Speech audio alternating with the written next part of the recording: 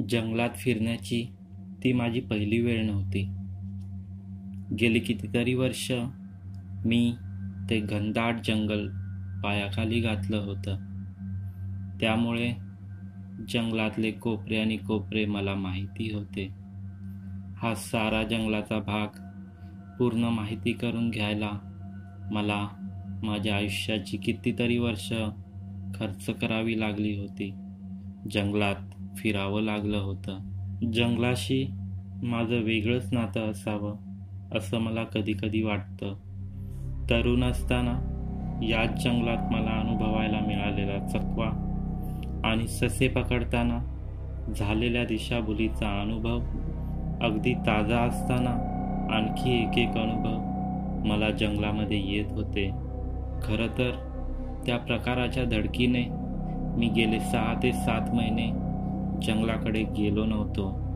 मनात भीती तर होतीच, पण त्याहीपेक्षा जास्त तो भुताटकीचा प्रकार अनुभवला की काळजामध्ये धस्स व्हायचं आणि मग मी आपोआप स्वतःला थांबवत असायचो. पण जास्त वेळ मी जंगलात गेल्याशिवाय राहू शकत नव्हतो हे मला आता माहिती झालं होतं. तो दिवस उदंबाच्या डोंगराकाठी पर्वणी असावी असं मला वाटत होतं. जंगलामध्ये पहाटे लाकडं आणण्यासाठी माणसं निघाली. त्याच्यासोबत मी आणि माझा दादा, आम्ही दोघं सुद्धा निघालो. सुट्टीचा दिवस असा बेताचा ठरलेला असल्यामुळे घरात पडून उगाचच TV, मोबाईलमध्ये रमायचं आम्हाला कधीच जमलं नाही. पहाटे सगळीकडे धुक्याची चादर पसरली होती. थंडी आम्ही घातलेल्या जाड जॅकेटमधून आत घुसत होती.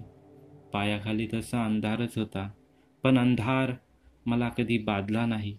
अंधार बघून मी नेहमी धावत असायचो.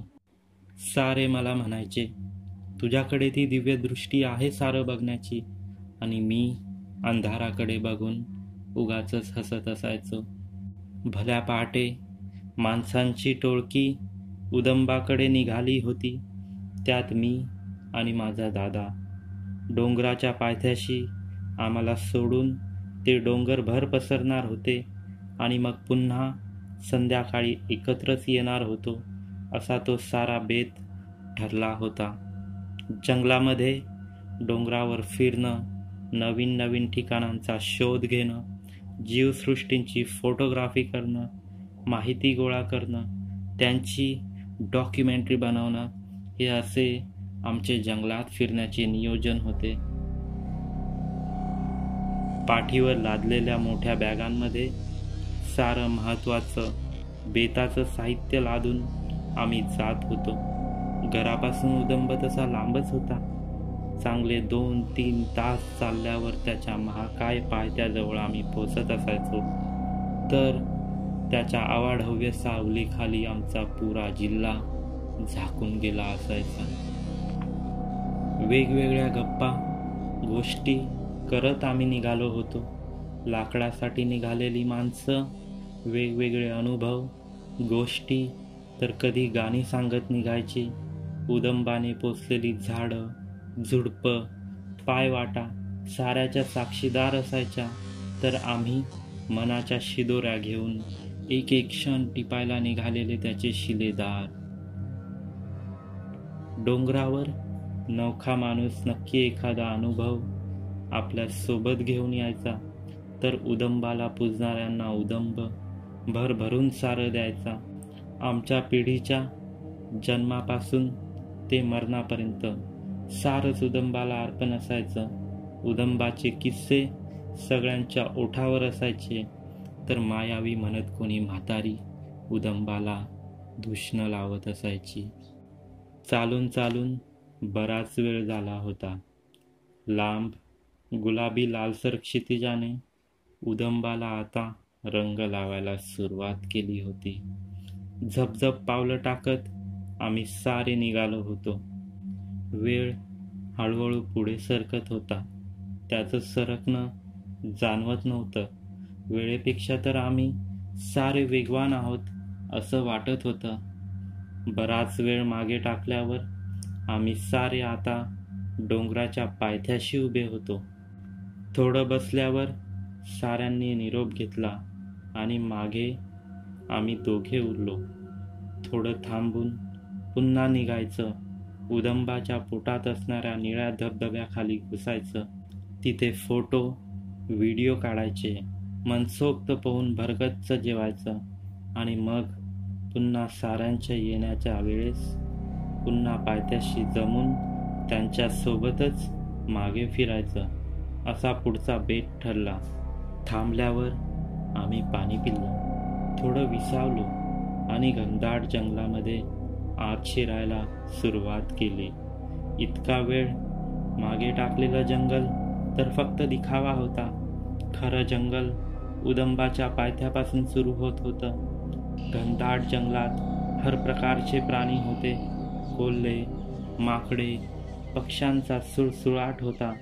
मनाने धीट असणारा जंगलामध्ये जरा सावधच फिरायचा. उदंबाकडे लोक अशा प्राण्यांचा भय नाही तर प्रत्यक्ष अकल्पित थरार अनुभवायला यायचे. काही वेळा थरार अनुभवण्याची लत लागून उदंबाच्या प्रेमात पडायचे, तर काही वेळा नाराज होऊन परत फिरून जायची. जंगलामध्ये कधी शांतता तर मध्येच वेगवेगळ्या आवाजांचं येणं सुरू होतं. आम्ही आत जात होतो. आता पुढचा विसावा निळा धबधबा असं ठरवून आम्ही पुढे जात होतो. वाटेत दिसेल त्या पक्षी प्राण्यांचे फोटो काढत होतो. मध्येच दिसणारे साप, माकडं, वेगवेगळे पक्षी आणि त्यांचा अजब-गजब आवाज ऐकून जंगलातली सफर मजेची होत होती. धबधबा तसा बराच लांब होता. गर्द झाडामधून आत जाताना खरोखर या जंगलामध्ये असं एखादं ठिकाण आहे का यावर कोणाचा विश्वास बसला नसावा. रमत गमत आम्ही धबधब्याजवळ पोचलो. एक चांगली जागा बघून टेंट लावला. तिथे सगळं सामान नीट ठेवलं आणि पाण्यामध्ये उड्या मारल्या. पांढरा शुभ्र फेसाळणारा निळा धबधबा आकाशातून खाली कोसळतोय असं वाटत होतं.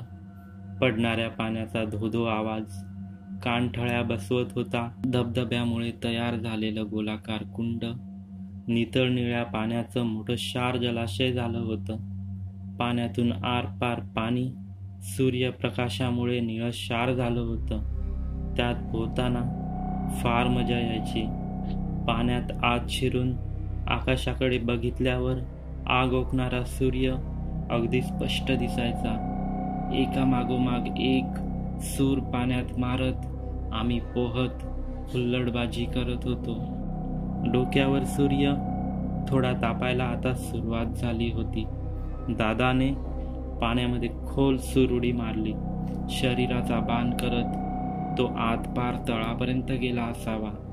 मी त्याच्या पाठोपाठ आत सूर मारणार इतक्यात एक विचित्र किंकाळी मी ऐकली.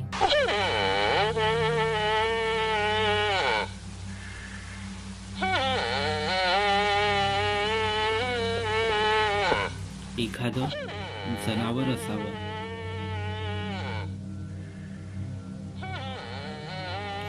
जंगलामध्ये लांब गर्द झाडीतून आवाज येत होता. मी तिकडे बघतच राहिलो. नक्की काय असेल? मला प्रश्न पडत होता. पटकन धावत जाऊन कॅमेरा आणणं हे त्यावेळी शक्य नव्हतं. उंच सुळक्यावर सूर मारण्यासाठी मी चढलो होतो. पुन्हा तीच किंकाळी कानावर आली. विचित्र आणि भयानक जनावर वाटत होते. जीवाच्या आकांतानं ते ओरडल्याचा आवाज येत होता. धावत ते जनावर पाण्याकडे येत होतं. मी स्तब्ध राहिलो. ओरडत एक लाल रंगाचं हरणासारखं जनावर समोर आलं आणि एका क्षणामध्ये पाण्यात त्याने उडी मारली. धपकन मोठा असा आवाज पाण्यामध्ये झाला.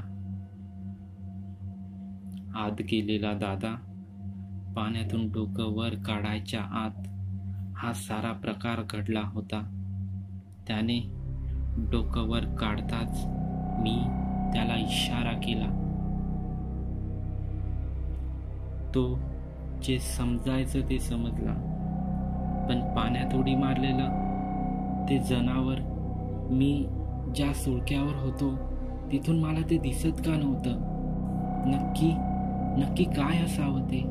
मी तो सारा प्रकार दादाला सांगितला. लाल रंगाचं हरणासारखं असलेलं पण पाण्याच्या आत गेल्यावर अदृश्य झालं होतं. आम्ही बराच वेळ किनाऱ्याला बसून ते जनावर बाहेर याची वाट बघत होतो, पण तशी कोणतीच हालचाल पाण्यामध्ये होत नव्हती. आम्ही शांत राहायचं ठरवलं. काहीतरी नक्की पाण्यात उतरला आहे. तो सारा भ्रम नव्हता, तो सारा भास नव्हता. आमच्या तंबूकडे आम्ही गेलो आणि आत जाऊन शांत बसलो. आजूबाजूला चाहूल घेऊ लागलो. नजरा कान टवकारून काहीतरी हालचाल होईल याची वाट पाहू लागलो. सूर्य आता डोक्यावर आला होता. त्या प्राण्याने पाण्यात उडी मारून चांगला 1-1.5 तास झाला होता, पण जलाशयाच्या आजूबाजूला आतमध्ये कोणीच दिसत नव्हतं. एका क्षणाला वाटत होतं तो सारा भास असावा, पण नाही. दिवसाढवळ्या मी स्वतः डोळ्यांनी तो सारा प्रकार बघितला होता. कानाने त्याच्या किंकाळ्या आरोळ्या ऐकल्या होत्या. आणि नंतर मात्र काय दिसत नव्हतं. नक्की काय असावं ते? जनावर की एखादी अनोखी रहस्य दडलेली शक्ती? असे विचार मनामध्ये येत होते. निळाशार धबधबा कोसळत होता. आजूबाजूला आमच्या खेरीज कोणीच नव्हतं, पण तो सारा आमचा भ्रम होता. साधारण 1.5-2 तास झाले असावेत. आता भर दुपारचं वातावरण म्हणायला हरकत नव्हती. सूर्य मध्यानीच्याही पलीकडे सरकला होता. ऊन बरंच तापलं होतं. कॅमेरे सेट करून आम्ही शांत बसून होतो. पाण्यात पोहून पोटामध्ये कावळे ओरडायला सुरुवात झाली होती. मात्र जेवत बसलो तर हातात आलेलं एखादं दृश्य निसटायला नको म्हणून पाण्याकडे एकटक पाहत बसलो होतो. काहीतरी विपरीत घडेल याची वाट बघत होतो. बराच वेळ तसाच गेला. आमच्या वाट बघण्याचा संयम आता तुटणारच होता की पाण्यामधून पलीकडच्या किनाऱ्याला धबधब्याखाली काहीतरी निघाल्याचं जाणवलं. अंतर थोडं लांबच होतं. मानवी डोळ्याला ते दिसणं शक्य नव्हतं, म्हणून कॅमेरा झूम केला. निर्वस्त्र शरीराचा एक म्हातारा आपल्या कमरे एवढ्या जटांचा बुचडा बांधत पाठमोरा उभा होता. भिजलेल्या आपल्या ओल्या जटा घट्ट बांधल्यावर तो तसाच पाण्याच्या आत धबधब्यामध्ये घुसला. हे जवळजवळ अशक्यच होतं की निळ्या धबधब्याच्या जवळ उंचावरून पडणाऱ्या पाण्याचा प्रवाह कोणी सहज झेलू शकेल. पण हा कोणीतरी दिव्य दिसतो आहे. कदाचित साधू असावा, किंवा एखादा मांत्रिक, किंवा त्याही पलीकडे मायावी रूप धारण करून फिरणारा एखादा अद्भुत जीव. आज आम्ही बघितला होता. लालसर रंगाचा हरणाच्या वेशात तो फिरत असावा आणि आपल्या नेहमीच्या जागेत पुन्हा गेला असावा. मनात त्याच्याबाबत वेगवेगळे विचार येत होते. तर तेव्हा पाहिलेलं हे हरिण खरोखर ती घटना घडल्याची साक्ष होती. तो सारा भ्रम नव्हता. आता सारं प्रकरण नक्की काय हे आम्हाला जाणून घ्यायचं होतं. अशी कितीतरी रहस्य उदंबाच्या डोंगरामध्ये लपली होती यावर आमचा विश्वास आता पक्का झाला होता. अशी रहस्य सारखी उघड होत नसतात आणि सामान्य माणसाच्या आवाक्याबाहेर ती असतात हे माहिती होतं. म्हणून सारं जाणून घेण्यासाठी ती रात्र आम्ही तिथेच थांबायचं ठरवलं. पण रात्री त्या जंगलामध्ये थांबायचं म्हटलं तर तिथल्या भयानक घटनांना सामोरं जायचं धाडस हवं. रात्री मुक्काम म्हटला तर चांगल्या चांगल्यांच्या अंगावर सरकन काटा उभा राहायचा. लोक असल्या प्रकाराला घाबरायचे. अशा गोष्टींना आव्हान करायचं तर हातून पायावर दगड मारण्यासारखं होतं. मग एकतर आम्ही जे पाहिलं, जे अनुभवलं ते तिथेच मनात दडपून घरी निघून जायचं होतं, किंवा तिथे राहून तो सारा काय प्रकार तो अनुभवायचा होता. उदंबाने आमच्या पुढे संधी देऊ केली होती. ती आम्ही कोणत्याही परिस्थितीमध्ये नाकारणार तर मुळीच नव्हतो. उदंबाच्या जंगलामध्ये अचानक समोर आलेलं ते हरणासारखं जनावर नक्की काय होतं? कोणतं रहस्य आता माझ्या समोर उभं राहणार होतं? सारं जाणून घेण्यासाठी व्हिडिओचा दुसरा भाग नक्की बघा. तुम्हाला जर हा व्हिडिओ आवडला असेल तर व्हिडिओला लाईक करा. जर चॅनलवर नवीन असाल तर चॅनलला सबस्क्राईब करून बेल आयकॉनवरती क्लिक करा. कथांचा थरार असाच सुरू राहील. धन्यवाद.